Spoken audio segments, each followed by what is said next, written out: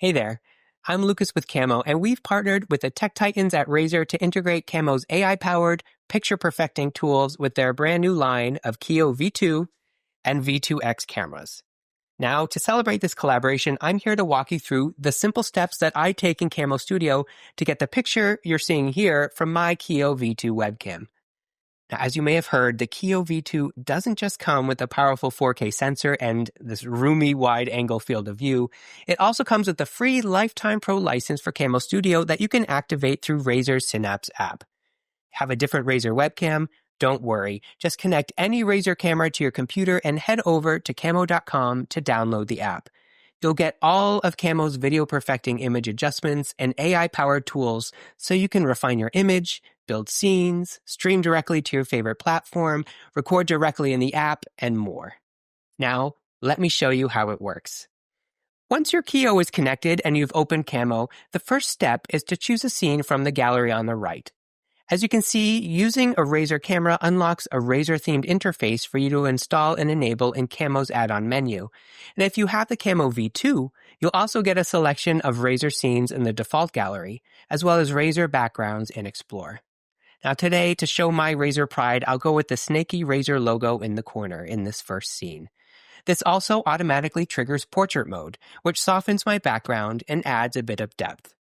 Now, Camo also comes with other background modes, including virtual and physical green screen modes, and it's easy to swap in one of your own images or one of the many options available in Camo.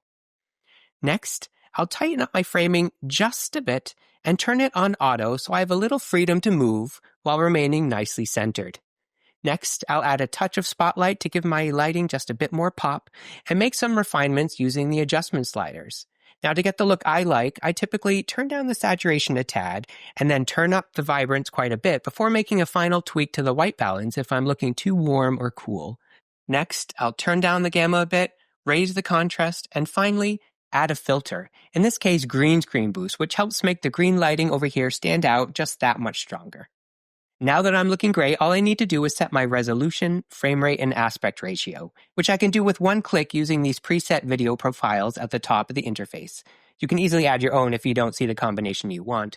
And now I'm ready to record content directly in the app or use the streaming tool to take my perfected video live on Twitch, YouTube, or other RTMP server.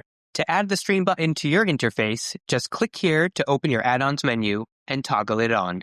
It's that easy. Just to show you the difference, here's where we started, and here's where we ended up. And with scenes, all of my changes are saved under this one thumbnail, with the power to create as many different variations as I like for instant perfection every time I connect my Kiyo to Camo. Razor sharp video, Camo creativity. When great hardware meets great software, things really start looking amazing. Bye for now.